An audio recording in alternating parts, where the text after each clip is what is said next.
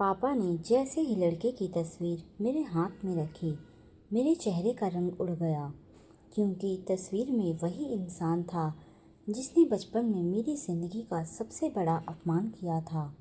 मैंने उसी पल शादी से इनकार करने का फ़ैसला कर लिया था, लेकिन मुझे नहीं पता था कि ये रिश्ता सिर्फ शादी का नहीं, एक ऐसे राज का था जो हमारी दोनों फैमिली की किस्मत बदलने वाला था।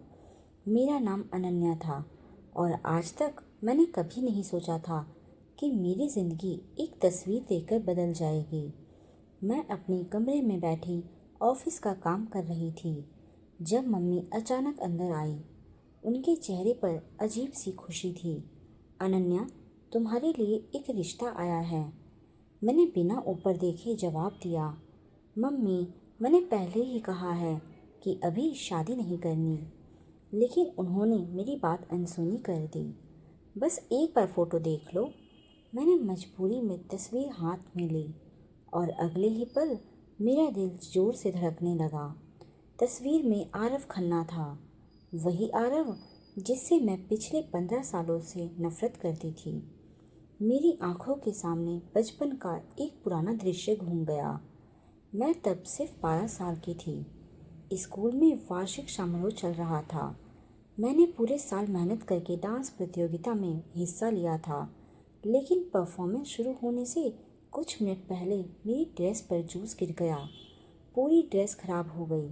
मैं रोने लगी थी और तभी कुछ लड़कों की हंसी सुनाई दी। उनमें सबसे आगे आरव था। कम से कम मुझे हमेशा यही लगा था कि उस दिन पूरे स्कूल के सामने मेरी बेइज्जती हुई थी और उसी दिन मैंने तय कर लिया था कि मैं आरव को कभी माफ़ नहीं करूँगी। साल बीत गए, स्कूल ख़त्म हुआ, कॉलेज ख़त्म हुआ। हम दोनों अपनी अपनी ज़िंदगी में आगे बढ़ गए, लेकिन नफ़रत कहीं ना कहीं बाकी रह गई। और अब अचानक वही इंसान मेरी शादी के लिए चुना गया था। नहीं, मैंने तुरंत कहा, मैं इस लड़के से शादी नहीं करूँगी। मम्मी हैरान रह गई, लेकिन तुम इसे जानती भी हो? मैं मन ही मन हंस पड़ी। जानती हूँ, मैं उसे शायद जितना जानती थी उतना कोई नहीं जानता होगा। उसी शाम पापा ने मुझे समझाने की कोशिश की, बेटा, एक बार मिल तो लो। ज़रूरत नहीं है, कम से कम फैसला करने से पहले बात तो कर लो। काफ़ी बहस के बाद आखिरकार मुझे मानना पड़ा। 2 दिन बाद हमारी मुलाकात तय हुई। मैं पूरे रास्ते यही सोचती रही कि आरव को देखते ही साफ मना कर दूंगी, लेकिन जैसे ही मैं कैफ़े पहुंची, मैं चौंक गई, क्योंकि सामने बैठा इंसान वैसा बिल्कुल नहीं था जैसा मैंने सोच रखा था। उसके चेहरे पर घमंड नहीं था, वह शांत था, आत्मविश्वासी था और सबसे अजीब बात, मुझे देखकर वह भी उतना ही असहज लग रहा था। कुछ सेकंड तक हम दोनों चुप रहे। फिर उसने पहली बात कही, सच कहूँ तो मुझे भी यह रिश्ता देखकर झटका लगा था। मैंने ठंडी आवाज़ में पूछा, क्यों? उसने सीधे मेरी आंखों में देखा, क्योंकि मुझे लगा था कि तुम जिंदगी में कभी मेरा चेहरा भी देखना नहीं चाहोगी। मेरे हाथ अपने आप मुट्ठी में बदल गए। तो उसे सब याद था। कम से कम इस बात का एहसास तो है तुम्हें।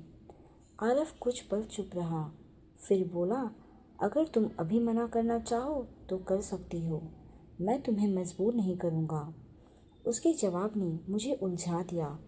मैं किसी बहस के लिए तैयार होकर आई थी, लेकिन वह बहस कर ही नहीं रहा था।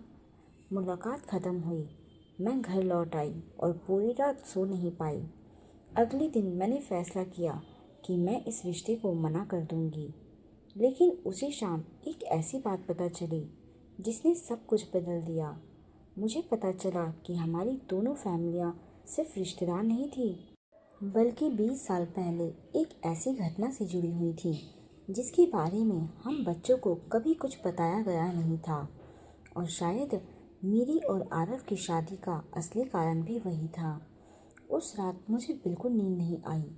बार बार दिमाग में वही बात घूम रही थी, हमारी दोनों फैमिलियाँ आखिर किस राज से जुड़ी हुई थी। सुबह होते ही मैंने मम्मी से सीधे सवाल कर दिया, मम्मी, आप मुझसे कुछ छुपा रही हैं क्या? मेरी बात सुनकर उनके चेहरे का रंग बदल गया। तुम ऐसा क्यों पूछ रही हो? क्योंकि कल मैंने बुआ और पापा को बात करते सुना था। उन्होंने कहा था कि यह शादी सिर्फ रिश्ता नहीं, एक पुरानी कहानी का अंत है। कुछ सेकंड तक कमरे में सन्नाटा छाया रहा। फिर मम्मी ने धीरे से कहा, कुछ बातें समय आने पर ही पता चलनी चाहिए। मतलब सच में कुछ है? उन्होंने कोई जवाब नहीं दिया, लेकिन उनकी खामोशी ही मेरे सवाल का जवाब थी। उधर दूसरी तरफ आरव भी उतना ही परेशान था। ये बात मुझे बाद में पता चली, क्योंकि उसी शाम उसका मैसेज आया, हमें मिलना होगा, अकेले। मैंने पहले तो मना करने का सोचा, लेकिन जिज्ञासा मुझ पर भारी पड़ गई। अगले दिन हम एक शांत कैफ़े में मिले। आरव पहले से वहाँ बैठा था। इस बार उसके चेहरे पर गंभीरता साफ दिखाई दे रही थी। मैं बैठते ही बोली, क्या बात है? उसने सीधे कहा, तुम्हें भी कुछ अजीब लग रहा है ना? मैंने सिर हिला दिया। हाँ, मेरे घर वाले भी कुछ छुपा रहे हैं। मैं चौंक गई। मतलब? जब से यह रिश्ता तय हुआ है, सब लोग अजीब व्यवहार कर रहे हैं, जैसे कोई बड़ी बात हमसे छिपाई जा रही हो। कुछ पल हम दोनों चुप रहे। फिर पहली बार हमने एक ही बात सोची, सच पता लगाना होगा। और यहीं से हमारी अनचाही साझेदारी शुरू हुई। अगले कुछ दिन तक हम चोरी छिपे जानकारी इकट्ठा करने लगे। पुरानी तस्वीरें, पुराने दस्तावेज, परिवार के बुजुर्गों की बातें, लेकिन कहीं से भी कोई साफ जवाब नहीं मिल रहा था। फिर एक दिन मुझे दादी की पुरानी अलमारी में एक फ़ोटो एल्बम मिला। मैं तस्वीरें देख रही थी कि अचानक मेरी नज़र एक फ़ोटो पर जाकर रुक गई। तस्वीर करीब 25 साल पुरानी थी। उसमें मेरे पापा और आरव के पापा एक दूसरे के कंधे पर हाथ रखकर खड़े थे। दोनों के चेहरे पर गहरी दोस्ती दिखाई दे रही थी। मैं हैरान रह गई, क्योंकि मुझे हमेशा बताया गया था कि दोनों परिवारों का कभी कोई खास संबंध नहीं रहा है। मैंने तुरंत उस तस्वीर की फ़ोटो खींचकर आरव को भेज दी। कुछ मिनट बाद उसका फ़ोन आया। उसकी आवाज़ काँप रही थी। अनन्या, मेरे पास भी कुछ मिला है। क्या? मेरे पापा की पुरानी डायरी। उसमें क्या लिखा है? कुछ सेकंड तक वह चुप रहा, फिर बोला, उसमें लिखा है कि 20 साल पहले हमारे परिवार एक ही बिजनेस के पार्टनर थे। मैं अवाक रह गई। क्या? और फिर किसी एक घटना के बाद दोनों परिवार हमेशा के लिए अलग हो गए। अब मामला और उलझ चुका था, लेकिन असली झटका अभी बाकी था। 2 दिन बाद हम दोनों एक पुराने फार्म हाउस पहुँचे। वह जगह कभी दोनों परिवारों की साझा संपत्ति हुआ करती थी। अब वहाँ कोई नहीं रहता था। पूरा घर धूल से भरा हुआ था। हम अलग अलग कमरे में सुराग ढूंढने लगे। तभी मुझे एक लकड़ी की पुरानी अलमारी दिखाई दी। अलमारी बंद थी। काफ़ी कोशिश के बाद वह खुली। अंदर कुछ फाइलें रखी थी। मैंने पहली फाइल खोली और अगले ही पल मेरा दिल जैसे रुक गया। फाइल के पहले पन्ने पर एक नाम लिखा था, वसीयत। नीचे 2 नाम थे, मेरे पापा और आरव के पापा। मैंने कांपते हाथों से बाकी पन्ने पलटे और जो लिखा था उसे पढ़कर मेरे पैरों तले ज़मीन खिसक गई, क्योंकि उस वसीयत के अनुसार इस फार्म हाउस और करोड़ों की संपत्ति का असली मालिक ना मेरे पापा थे, ना आरव के पापा, बल्कि कोई तीसरा व्यक्ति था। एक ऐसा व्यक्ति जिसका नाम हमने पहले कभी नहीं सुना था। और सबसे हैरानी की बात, उस व्यक्ति ने अपनी आखिरी इच्छा में लिखा था कि भविष्य में दोनों परिवारों के बच्चों का रिश्ता होना चाहिए। मैं अविश्वास से फाइल को देखती रह गई। ये सब आखिर था क्या? किसने ये वसीयत बनाई थी और क्यों? लेकिन तभी पीछे से किसी के कदमों की आवाज़ आई। मैं और आरव तुरंत मुड़े। दरवाजे पर एक बुजुर्ग आदमी खड़ा था। उसकी आंखें सीधे उस फाइल पर टिकी थी और अगले ही पल उसने कहा, तुम दोनों को ये फाइल नहीं खोलनी चाहिए थी, क्योंकि जिस सच की तलाश में तुम हो वह तुम्हारी ज़िंदगी पूरी तरह बदल देगा। मैं और आरव कुछ सेकंड तक उस बुजुर्ग आदमी को देखते रह गए। उसके चेहरे पर घबराहट नहीं थी, लेकिन उसकी आंखों में ऐसा डर था जैसे वह किसी पुराने जख्म को दोबारा खुलते हुए देख रहा हो। मैंने फाइल अपने हाथ में कसकर पकड़ ली और पूछा, आप कौन हैं? बुजुर्ग आदमी धीरे धीरे हमारी तरफ बढ़ा। मेरा नाम रघुवीर है। 20 साल पहले मैं तुम्हारे दोनों परिवारों के साथ काम करता था। आरव तुरंत बोला, तो आप हमें सच बता सकते हैं? रघुवीर ने गहरी सांस ली। सच इतना आसान नहीं है जितना तुम दोनों सोच रहे हो। मैंने कहा, हमें आधा सच नहीं चाहिए, जो भी है साफ साफ बताइए। कुछ पल चुप रहने के बाद वह पास रखी कुर्सी पर बैठ गया। फिर उसने कहना शुरू किया, करीब 25 साल पहले तुम्हारे दोनों परिवार सिर्फ दोस्त नहीं थे, वे एक परिवार की तरह थे। साथ खाते थे, साथ घूमते थे और साथ काम करते थे। उस समय तुम्हारे पापा और आरव के पापा एक बड़े बिजनेस प्रोजेक्ट पर काम कर रहे थे। उनके साथ एक तीसरा आदमी भी था। मैंने तुरंत पूछा, वही जिसका नाम वसीयत में लिखा है? रघुवीर ने सिर हिलाया। हाँ, उसका नाम विक्रम राज सिंह था। ये नाम हमने पहली बार सुना था। रघुवीर आगे बोला, विक्रम बहुत अमीर था, लेकिन उसकी कोई संतान नहीं थी। वह तुम्हारे दोनों परिवारों को अपने परिवार की तरह मानता था। आरव ध्यान से सुन रहा था। फिर क्या हुआ? रघुवीर की आंखें झुक गईं। एक रात सब कुछ बदल गया। कमरे में सन्नाटा फैल गया। उस रात विक्रम की कार का एक्सीडेंट हो गया। मैंने पूछा, एक्सीडेंट? रघुवीर ने धीरे से कहा, कम से कम दुनिया को यही बताया गया था। मेरे शरीर में सिहरन दौड़ गई। मतलब बहुत लोगों को शक था कि वह सिर्फ एक्सीडेंट नहीं था। आरव अपनी जगह से खड़ा हो गया। आप कहना क्या चाहते हैं? रघुवीर बोला, विक्रम की मौत के बाद करोड़ों की संपत्ति का सवाल खड़ा हो गया। उसी समय दोनों परिवारों के बीच गलतफहमियां शुरू हुई। किसी ने अफवाह फैला दी थी कि संपत्ति के लिए धोखा हुआ है, और देखते ही देखते सालों पुरानी दोस्ती दुश्मनी में बदल गई। मैंने कहा, लेकिन असली गुनहगार कौन था? रघुवीर कुछ सेकंड तक चुप रहा, फिर बोला, यही तो कोई नहीं जान पाया। हम दोनों एक दूसरे को देखने लगे। इतने सालों की नफरत सिर्फ गलतफहमी पर आधारित हो सकती थी। तभी रघुवीर ने अपनी जेब से एक पुरानी चाबी निकाली। अगर सच जानना है तो इस चाबी का इस्तेमाल करो। मैंने पूछा, ये किस चीज़ की चाबी है? विक्रम के पुराने बंगले की। आरव चौंक गया। वह बंगला तो सालों से बंद है। हाँ, और शायद वहीं तुम्हारे सारे जवाब मिलेंगे। इतना कहकर रघुवीर उठ गया। जाने से पहले वह रुका और बोला, लेकिन याद रखना, कुछ सच ऐसे होते हैं जिन्हें जानने के बाद जिंदगी कभी पहले जैसी नहीं रहती। उसके जाने के बाद कमरे में फिर सन्नाटा छा गया। मैं और आरव कई मिनट तक कुछ नहीं बोले।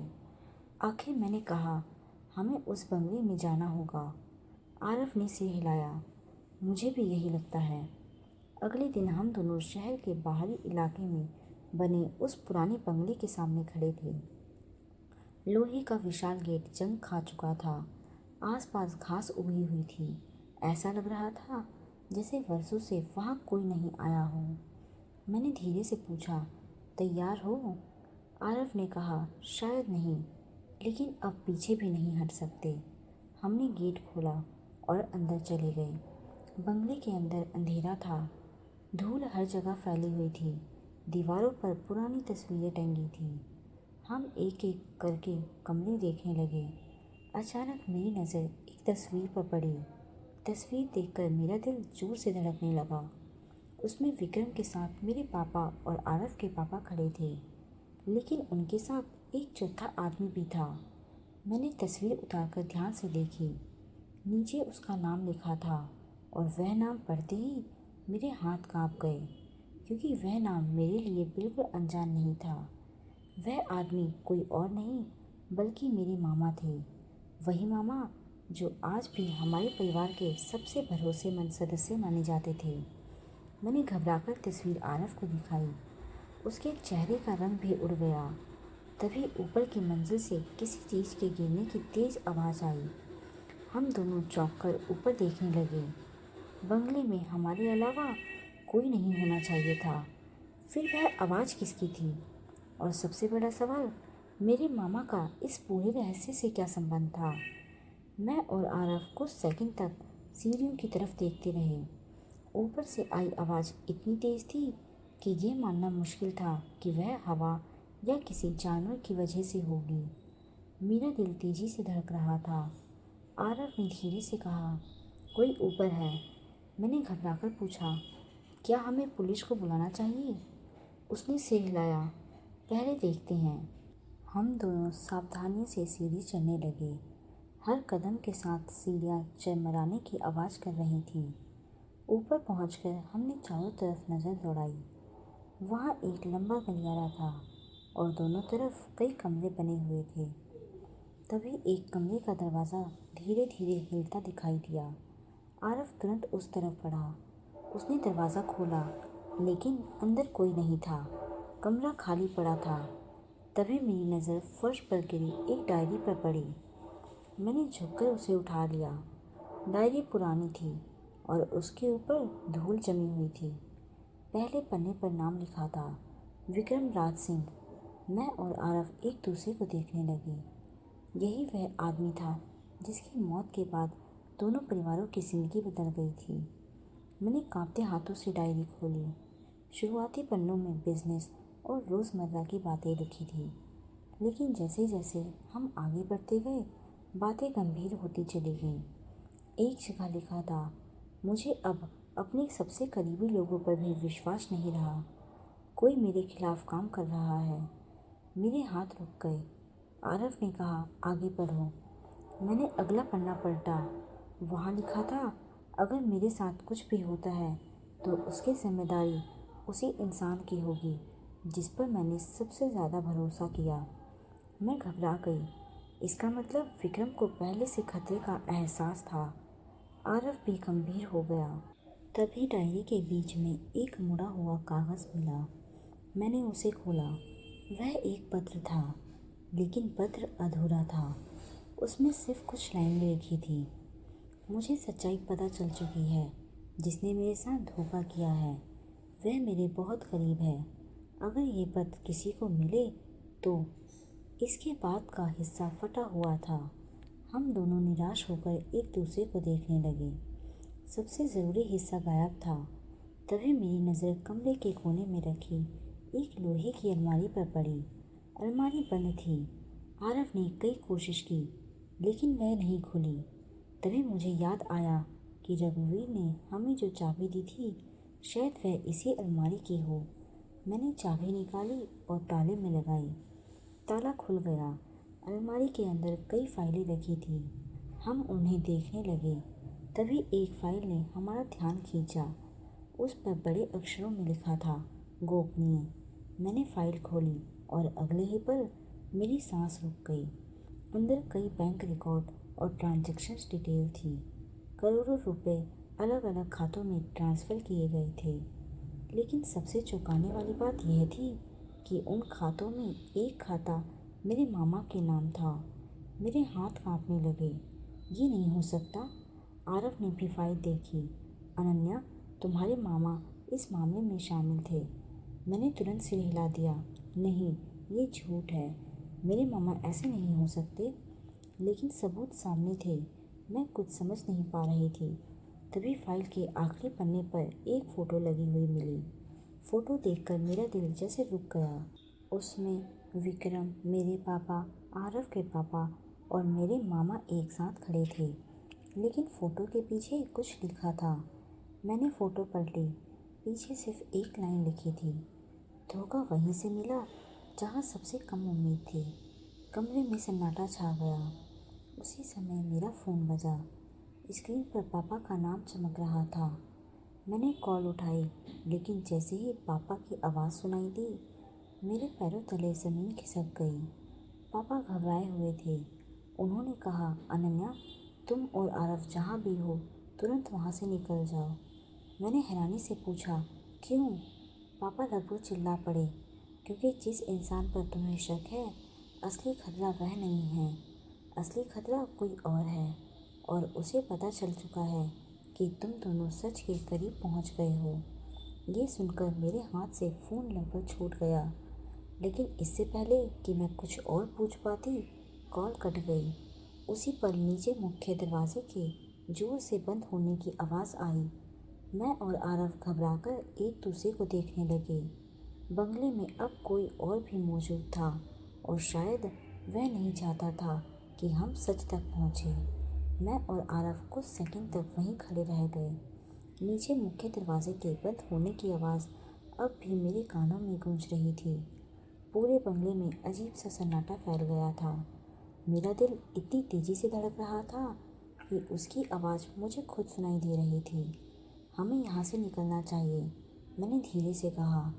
आरव ने खिड़की से बाहर झाँका और उसका चेहरा गंभीर हो गया। देर हो चुकी है। क्या मतलब? बाहर एक गाड़ी खड़ी है। मैं तुरंत खिड़की के पास गई।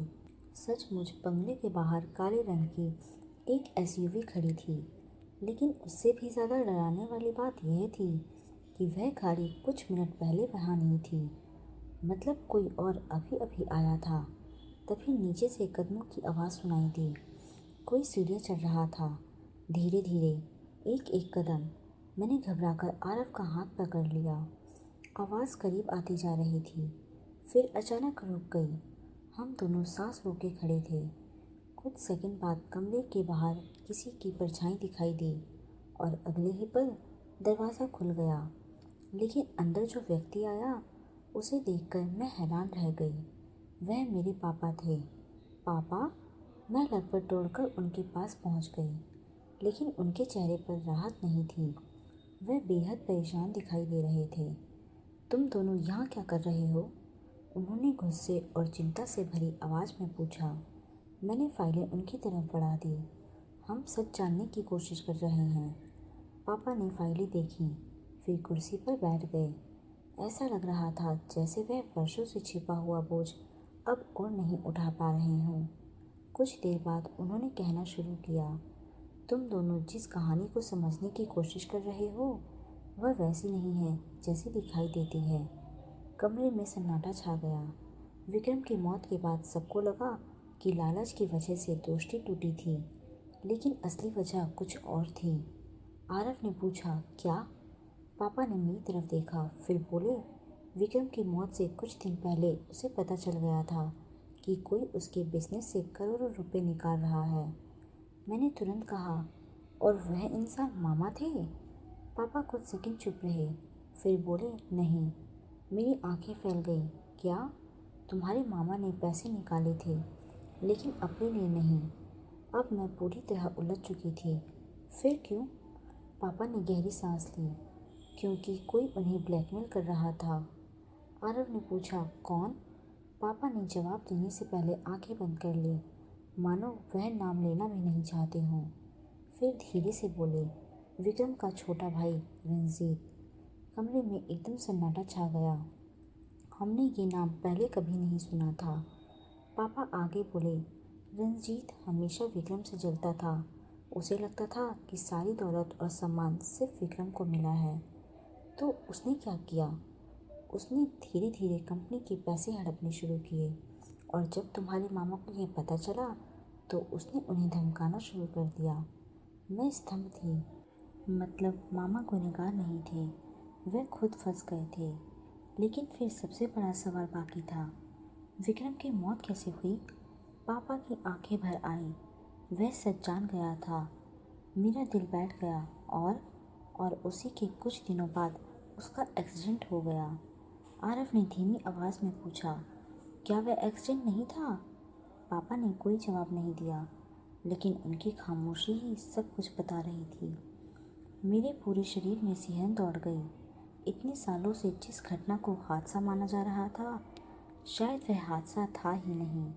तभी अचानक पीछे से ताली बजने की आवाज़ आई। 1 2 3। हम तीनों एक साथ मुड़े।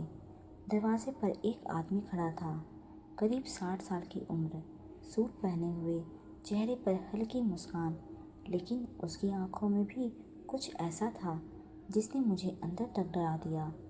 पापा का चेहरा देखते ही सफ़ेद पड़ गया। तुम? आदमी मुस्कुराया। बहुत साल बाद मिले, पुराने दोस्त, मैंने घबराकर पूछा। ये कौन है? पापा के होंठ कांप उठे और फिर उन्होंने वह नाम लिया जिसे सुनकर मेरे रोंगटे खड़े हो गए। रंजीत राज सिंह। आदमी मुस्कुराता रहा, फिर उसकी नज़र सीधे मुझ पर और आरफ पर गई। मुझे मानना पड़ेगा, तुम दोनों ने उम्मीद से ज़्यादा सच खोज लिया। आरफ उसके सामने आकर खड़ा हो गया। क्या तुमने विक्रम की हत्या की थी? रंजीत कुछ सेकंड तक उसे देखता रहा, फिर हल्का सा हंसा। कुछ सवालों के जवाब समय देता है बेटे। उसकी मुस्कान देखकर पहली बार मुझे एहसास हुआ कि ये मामला सिर्फ पुराने रहस्य का नहीं था। खतरा अभी ख़त्म नहीं हुआ था, बल्कि अब शुरू हुआ था, क्योंकि रंजीत यहाँ सिर्फ बात करने नहीं आया था और उसके अगले शब्दों ने ये बात साबित भी कर दी। अब जब तुम लोगों को इतना कुछ पता चल ही गया है, तो शायद तुम्हें यहाँ से जिंदा नहीं जाना चाहिए। रंजीत के मुंह से ये शब्द सुनते ही मेरे शरीर में सिहरन दौड़ गई। कमरे का माहौल अचानक भारी हो गया। पापा एक कदम आगे बढ़े और बोले, रंजीत पागल मत बनो, इतने साल बाद भी तुम नहीं बदले। रंजीत हल्का सा हंसा। बदला तो बहुत कुछ है, लेकिन एक चीज़ नहीं बदली। मैं अपनी मंजिल तक पहुंचने के लिए किसी को भी रास्ते से हटाने में विश्वास रखता हूँ। आरफ ने गुस्से से कहा, तो आखिर सच क्या है? क्या तुमने विक्रम अंकल को मार डाला था? रंजीत की मुस्कान कुछ पल के लिए गायब हो गई। उसने खिड़की की तरफ देखा और धीमी आवाज़ में बोला, विक्रम हमेशा खुद को सबसे समझदार समझता था। उसे लगा था कि वह मुझे रोक लेगा। ये सुनकर कमरे में सन्नाटा छा गया। उसने सीधे जवाब तो नहीं दिया, लेकिन उसकी बातों से सब कुछ साफ हो रहा था। मैंने कांपती आवाज़ में पूछा, तो इतने सालों तक तुमने सबको धोखे में रखा? रंजीत ने मेरी तरफ देखकर कहा, धोखा वही खाता है जो आँख बंद करके भरोसा करता है। पापा गुस्से से कांपने लगे। तुम्हारी वजह से 2 परिवार बर्बाद हो गए। रंजीत ने कंधे उचकाए, लेकिन मैं जीत गया। तभी आरव अचानक आगे बढ़ा, नहीं, तुम कभी नहीं जीते। अगर जीत गए होते तो आज भी अतीत से डरकर यहाँ नहीं आते। पहली बार रंजीत के चेहरे पर गुस्सा दिखाई दिया। उसकी आंखें सिकुड़ गईं। तुम बिल्कुल अपने पिता जैसे हो। तभी बाहर से पुलिस सायरन की आवाज़ सुनाई दी। रंजीत चौंक गया। मैंने हैरानी से पापा की तरफ देखा। पापा बोले, जब मुझे पता चला कि तुम दोनों यहाँ हो, तब मैंने पुलिस को भी सूचना दे दी थी। रंजीत का चेहरा सख्त हो गया, लेकिन अगले ही पल वह हंसने लगा। तुम लोग सच में सोचते हो कि मैंने बिना तैयारी के यहाँ कदम रखा है? ये कहते हुए उसने अपनी जेब से एक छोटा रिमोट निकाला। हम सब घबरा गए। ये क्या है? मैंने पूछा। रंजीत बोला, इस बंगले के नीचे कुछ पुराने रिकॉर्ड्स और सबूत छिपे हुए हैं। अगर मैं पकड़ा गया तो वह भी हमेशा के लिए ख़त्म हो जाएंगे। पापा चिल्लाए, रंजीत ऐसा मत करना। लेकिन वह मुस्कुरा रहा था। तभी अचानक आरव बिजली की तेज़ी से उसकी तरफ लपका। रिमोट उसके हाथ से छूटकर दूर जा गिरा। दोनों के बीच हाथापाई शुरू हो गई। मैं डर के मारे चीख उठी। कुछ सेकंड तक कमरे में अफरा तफरी मची रही। फिर रंजीत संतुलन खोकर फर्श पर गिर पड़ा। उसी समय पुलिस की टीम कमरे में घुस आई। अधिकारियों ने तुरंत उसे पकड़ लिया। रंजीत छूटने की कोशिश करता रहा, लेकिन अब बहुत देर हो चुकी थी। उसे हथकड़ी लगाई गई और बाहर ले जाया जाने लगा। वह जाते जाते वह एक बार फिर मुड़ा। उसकी नज़र मुझ पर और आरफ पर गई। फिर वह बोला, तुम दोनों को लगता है कि कहानी ख़त्म हो गई, लेकिन सच अभी बाकी है। ये कहकर वह हंस पड़ा और पुलिस उसे लेकर चली गई। उसके जाने के बाद कमरे में अजीब सी शांति छा गई।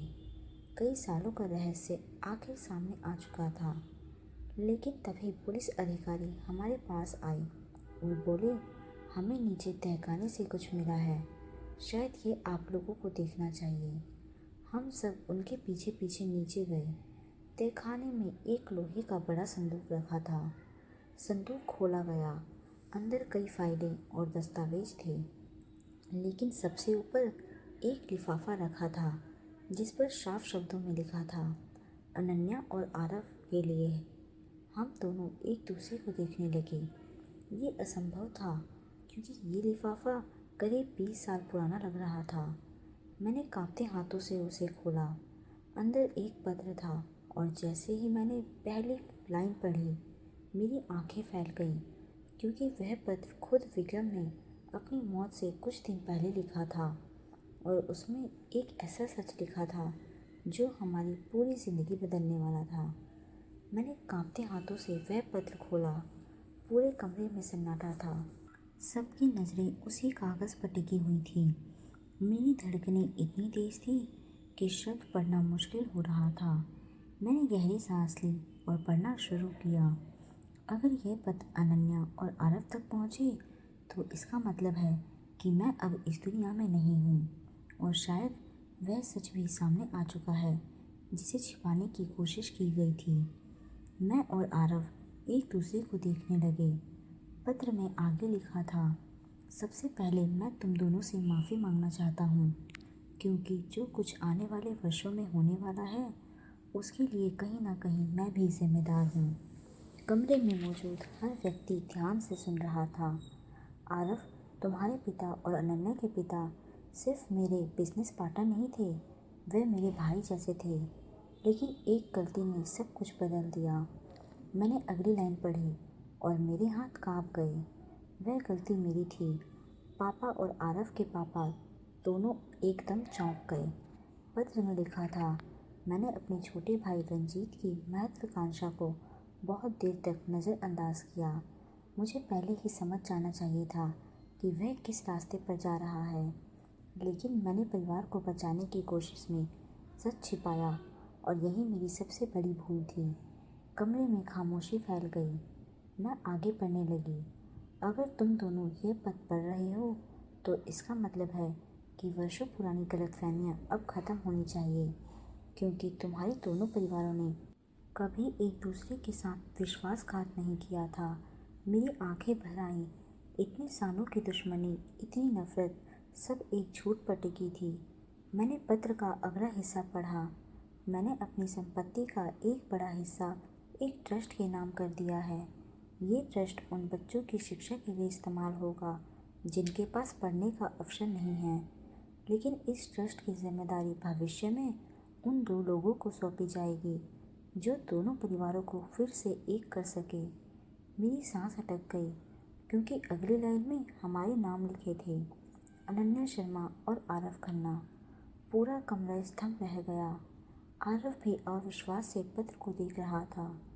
मैंने आगे पढ़ा, मुझे नहीं पता तुम दोनों कब मिलोगे, शायद दोस्त बनोगे, शायद नहीं, लेकिन मुझे इतना विश्वास है कि तुम दोनों मिलकर वह करोगे जो हम बड़े लोग नहीं कर पाए, दो टूटे हुए परिवारों को फिर से जोड़ना। पत्र खत्म हो चुका था, लेकिन उसके शब्द अब भी मेरे कानों में गूंज रहे थे। कुछ देर तक कोई कुछ नहीं बोला। फिर अचानक पापा आगे बढ़े। उन्होंने आरव के पापा की तरफ देखा। दोनों की आंखें नम थीं। करीब 20 साल बाद उन्होंने एक दूसरे को गले लगा लिया। मैंने पहली बार दोनों परिवारों को एक साथ मुस्कुराते हुए देखा। ऐसा लग रहा था जैसे वर्षों का बोझ एक पल में उतर गया हो। लेकिन उसी समय मेरे मन में एक और सवाल उठा, अब आगे क्या? रहस्य खत्म हो चुका था, सच्चाई सामने आ चुकी थी, लेकिन मेरी और आरव की कहानी अभी अधूरी थी। क्योंकि सच यह था कि शुरुआत में मैं उससे नफरत करती थी और शायद वह भी मुझे पसंद नहीं करता था, लेकिन पिछले कुछ हफ्तों में बहुत कुछ बदल चुका था। हमने साथ मिलकर खतरे का सामना किया, सच की तलाश की, एक दूसरे पर भरोसा करना सीखा और अब मैं खुद नहीं समझ पा रही थी कि उसके लिए मेरे दिल में क्या था। उसी शाम दोनों परिवार पहली बार एक साथ बैठे। वातावरण पहले जैसा असहज नहीं था। सब लोग भविष्य की बातें कर रहे थे। तभी मेरी बुआ मुस्कुराते हुए बोली, अब जब सारी गलतफहमियां ख़त्म हो गई हैं तो शादी की तैयारी भी शुरू कर देनी चाहिए। पूरा कमरा हंस पड़ा, लेकिन मेरी नज़र अनायासी आरव पर चली गई। वह भी मुझे देख रहा था और पहली बार हम दोनों ने नजरें नहीं चुराई। शायद हमारे बीच कुछ बदल चुका था। शायद यह सिर्फ एक रिश्ता नहीं था, शायद यह एक नई शुरुआत थी। लेकिन मुझे क्या पता था कि अगले दिन एक ऐसी खबर आने वाली है जो मेरी और आरफ की ज़िंदगी को फिर से पूरी तरह बदल देगी। क्योंकि विक्रम के ट्रस्ट की फाइलों में छुपा एक और रहस्य अभी सामने आना बाकी था, और वह रहस्य सीधे हम दोनों से जुड़ा हुआ था। अगली सुबह मैं अभी नाश्ता कर ही रही थी कि पापा का फ़ोन आया। उनकी आवाज़ में घबराहट साफ थी। अनन्या, तुम और आरफ तुरंत ट्रस्ट ऑफिस पहुंचो, अभी। मैंने पूछा क्या हुआ, लेकिन उन्होंने सिर्फ इतना कहा, वहाँ आकर पता चलेगा। कॉल कट गई। मेरा दिल फिर से बेचैन हो उठा। कल ही तो सब कुछ ठीक हुआ था, फिर अचानक ऐसी क्या बात हो गई। 1 घंटे बाद मैं और आरफ ट्रस्ट ऑफिस पहुँचे। वहाँ दोनों परिवार पहले से मौजूद थे। माहौल अजीब तरह से गंभीर था। कमरे के बीच में एक अधेड़ उम्र के वकील बैठे थे। उनके सामने कई पुरानी फाइलें खुली हुई थीं। हमें देखते ही उन्होंने कहा, अच्छा हुआ आप दोनों आ गए। मैंने बेचैनी से पूछा, आखिर बात क्या है। वकील ने एक फाइल हमारी तरफ बढ़ा दी। ये दस्तावेज कल रात तहखाने से मिली बाकी फाइलों के साथ मिला है। मैंने फाइल खोली। पहले कुछ पन्ने सामान्य थे, लेकिन फिर एक पन्ने पर मेरी नज़र टिक गई। वहाँ मेरा नाम लिखा था और उसके ठीक नीचे आरफ का नाम भी था। मैं चौंक गई। ये कैसे हो सकता है? वकील ने गंभीर आवाज़ में कहा, यही बात हम भी समझने की कोशिश कर रहे हैं। मैंने जल्दी जल्दी बाकी के पन्ने पढ़ने शुरू किए। जितना पढ़ती जा रही थी उतना ही हैरान होती जा रही थी। दस्तावेज के अनुसार विक्रम ने करीब 20 साल पहले एक विशेष ट्रस्ट बनाया था, लेकिन ट्रस्ट की सबसे बड़ी शर्त थी कि भविष्य में इसकी पूरी जिम्मेदारी 2 ऐसे लोगों को मिलेगी जो दोनों परिवारों का प्रतिनिधित्व करेंगे। ये तो हमें पहले से पता था, लेकिन असली झटका अगली लाइन में था। उसमें लिखा था कि इन दोनों लोगों का चयन विक्रम ने अपनी मृत्यु से पहले ही कर लिया था, और वे नाम थे अनन्या शर्मा और आरव खन्ना। कमरे में सन्नाटा छा गया। आरव ने अविश्वास से कहा, लेकिन उस समय तो हमारा जन्म भी नहीं हुआ था। वकील ने सिर हिलाया। यही बात इस मामले को रहस्यमय बनाती है। मैंने दस्तावेज फिर से देखा। अचानक मेरी नज़र एक नोट पर गई जो आखिरी पन्ने से जुड़ा हुआ था।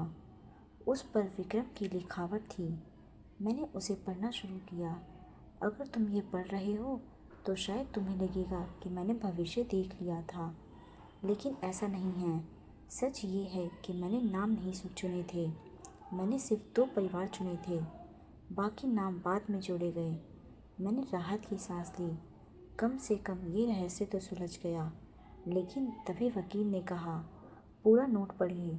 मैंने आगे पढ़ा।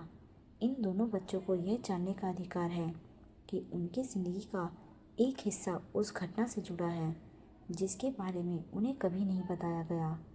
मेरा दिल फिर से तेज़ धड़कने लगा। मैंने अगली लाइन पढ़ी और मेरी सांस अटक गई। अनन्या और आरव की मुलाकात कोई संयोग नहीं थी। मैंने अविश्वास से वकील की तरफ देखा, फिर आगे पढ़ा।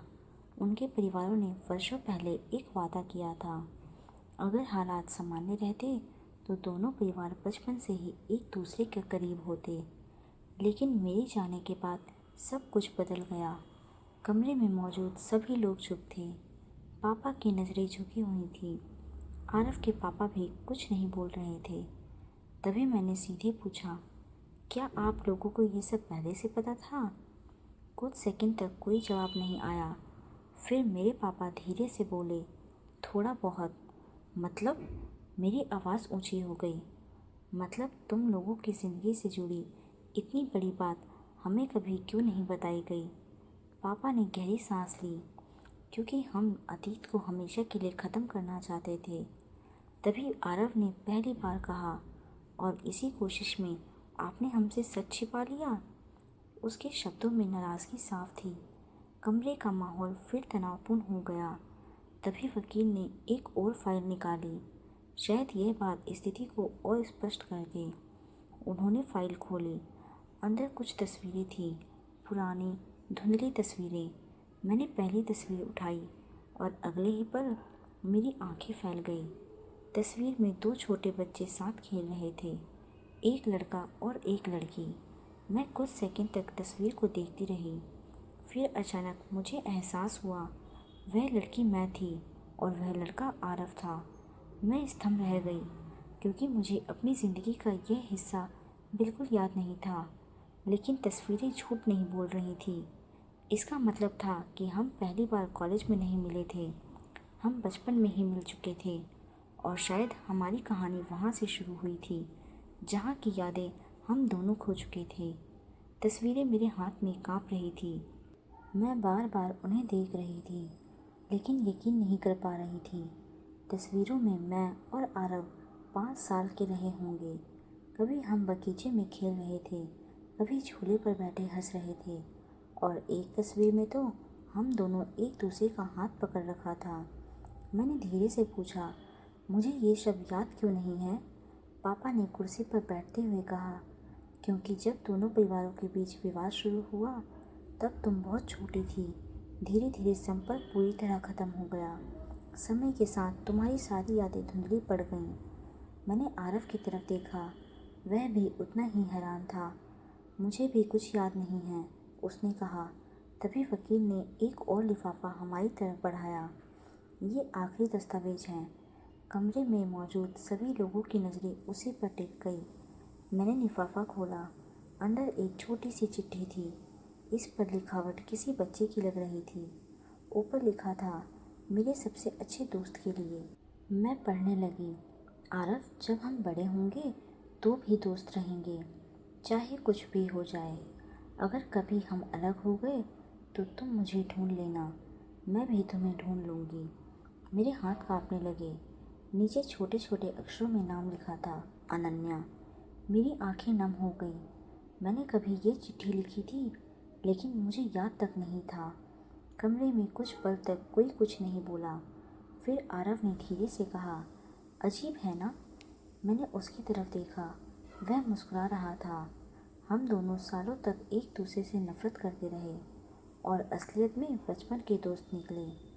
पहली बार मैं भी हल्का सा हंस दी। शायद किस्मत को यही मंजूर था।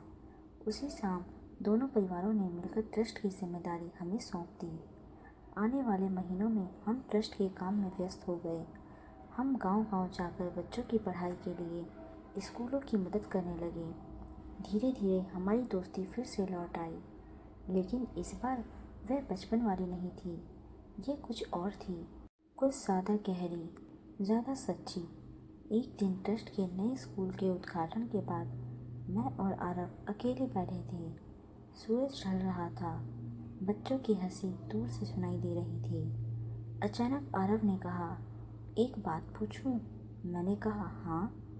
वह कुछ सेकंड चुप रहा, फिर बोला, अगर कॉलेज वाले दिन दोबारा मिलते और तुम्हें पहले से सब सच पता होता तो क्या तुम फिर भी मुझसे नफरत करती? मैं हंस पड़ी। शायद नहीं, उसने मुस्कुराकर कहा। अच्छा है, क्योंकि मैं दोबारा इतनी मेहनत नहीं करना चाहता था। किस चीज़ की मेहनत? मैंने पूछा। वह मेरी आंखों में देखते हुए बोला, तुम्हारा भरोसा जीतने की। मेरी धड़कन अचानक तेज हो गई। कुछ पल के लिए समय जैसे रुक गया। फिर उसने अपनी जेब से एक छोटा सा डिब्बा निकाला। मैं हैरान रह गई। आरव, वह मुस्कुराया। इस बार यह किसी परिवार का फैसला नहीं है, किसी वसीयत की शर्त नहीं है, किसी पुराने वादे की मजबूरी नहीं है। उसने डिब्बा खोला। अंदर एक अंगूठी थी। यह सिर्फ मेरा फैसला है। मेरी आंखें भर आई। अनन्या शर्मा, क्या तुम अपनी बाकी ज़िंदगी मेरे साथ बिताना चाहोगी? मेरी आंखों से आंसू निकल पड़े, लेकिन इस बार वह खुशी के आंसू थे। मैंने बिना एक पल गवाए कहा, हाँ। दूर खड़े दोनों परिवार तालियां बजाने लगे। शायद वे काफ़ी देर से सब देख रहे थे। मैं हंस पड़ी और आरव भी। इतने सालों की गलतफहमियां, रहस्य, नफरत और दर्द आखिर ख़त्म हो चुके थे। अब सिर्फ एक नई शुरुआत बाकी थी। 6 महीने बाद हमारी शादी हुई। वही लोग जो कभी एक दूसरे से बात तक नहीं करते थे, आज एक ही मंडप में साथ बैठे थे।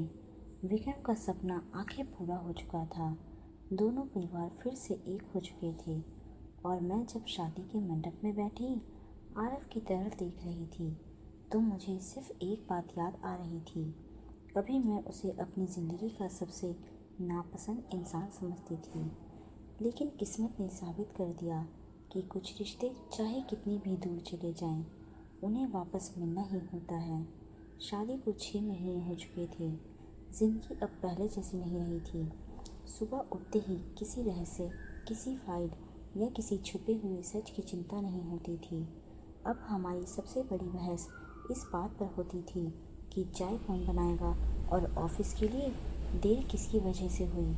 कभी कभी मैं सोचती थी कि अगर कॉलेज के दिनों वाली अनन्या को कोई यह बता देता कि एक दिन वह आरव खन्ना के साथ एक ही घर में रहेगी तो शायद वह उस इंसान को पागल समझती। लेकिन ज़िंदगी की यही तो खूबसूरती है, ये कभी वैसी नहीं होती जैसी हम सोचते हैं। एक शाम मैं ट्रस्ट के नए प्रोजेक्ट की फाइलें देख रही थी, तभी मेरी नज़र दीवार पर लगी एक तस्वीर पर गई। वह तस्वीर हमारी शादी की थी। उसके बगल में एक और तस्वीर लगी थी, वह पुरानी तस्वीर जिसमें बचपन के हम दोनों साथ खड़े थे। मैं कुछ देर तक उसे देखती रही, फिर मुस्कुरा दी। इतने सालों तक हमें लगा कि हमारी कहानी कॉलेज से शुरू हुई थी, लेकिन सच तो यह था कि हमारी कहानी उससे बहुत पहले शुरू हो चुकी थी, बस हमें याद नहीं था।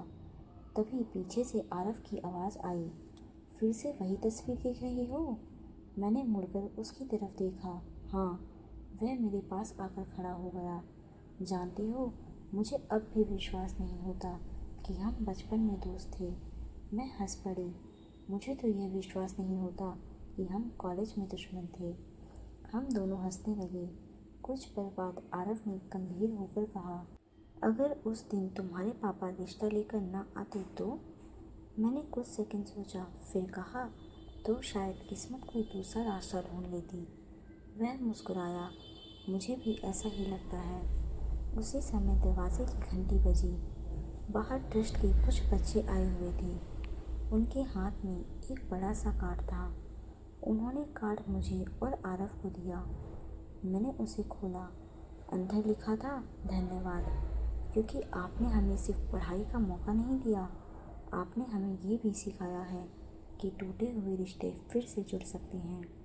मेरी आंखें नम हो गई। मैंने बच्चों की तरफ देखा, फिर आरव की तरफ, और उसी पर मुझे एहसास हुआ कि विक्रम का असली सपना सिर्फ दोनों परिवारों को जोड़ना नहीं था। वह चाहता था कि उसकी संपत्ति लोगों की ज़िंदगी बदलने में काम आए, और आज वही हो रहा था। रात को जब हम घर की बालकनी में बैठे थे तो आसमान बिल्कुल साफ था। ठंडी हवा चल रही थी। मैंने धीरे से पूछा, आरव, एक बात बताओ। हाँ। तुम्हें मुझसे कब प्यार हुआ था? वह मुस्कुराया। सच सुनना चाहती हो? हाँ। जब तुम पहली बार मेरे सामने खड़ी होकर मुझसे बहस कर रही थी। मैं हैरानी से उसे देखने लगी। क्या? वह हंस पड़ा। तब नहीं समझा था, लेकिन अब समझ आता है। मैंने सिर हिलाया। तुम सच में अजीब हो, और तुम बहुत ज़्यादा ज़िद्दी हो। हम दोनों फिर हंस पड़े। कुछ देर बाद मैंने अपना सिर उसके कंधे पर रख दिया। नीचे शहर की रोशनी चमक रही थी, ऊपर आसमान में सितारे थे, और मेरे मन में सिर्फ एक ही ख्याल था, कभी कभी ज़िंदगी हमें वहाँ ले जाती है जहाँ हम कभी जाना भी नहीं चाहते, लेकिन बाद में वही रास्ता हमें वहाँ पहुँचा देता है जहाँ हमें होना चाहिए था। जिस लड़के को मैं अपनी ज़िंदगी का सबसे बड़ा दुश्मन समझती थी, वही मेरी ज़िंदगी की सबसे खूबसूरत कहानी बन गया। दोस्तों, इस कहानी से हमें ये सीख मिलती है कि अधूरी जानकारी और गलतफहमियाँ सबसे मजबूत रिश्ते को भी तोड़ सकती है। इसलिए किसी के बारे में फ़ैसला करने से पहले सच जानना बहुत ज़रूरी है। कभी कभी जिन लोगों को हम अपनी ज़िंदगी का सबसे बड़ा दुश्मन समझते हैं, वही आगे चलकर हमारी ज़िंदगी का सबसे बड़ा सहारा बन जाते हैं। और सच्चे रिश्ते नफ़रत से नहीं, भरोसे और समझ से बनते हैं। दोस्तों, उम्मीद करती हूँ कि आपको ये कहानी पसंद आई होगी। अगर आपको ये कहानी पसंद आई हो तो प्लीज़ इस वीडियो को लाइक करें और अपने दोस्तों को भी शेयर करें। और ऐसे ही दिल छू लेने वाली कहानी सुनने के लिए हमारे चैनल को सब्सक्राइब करना ना भूलें। अब हम मिलते हैं एक नई कहानी में एक नई वीडियो के साथ। जब तक के लिए बाय।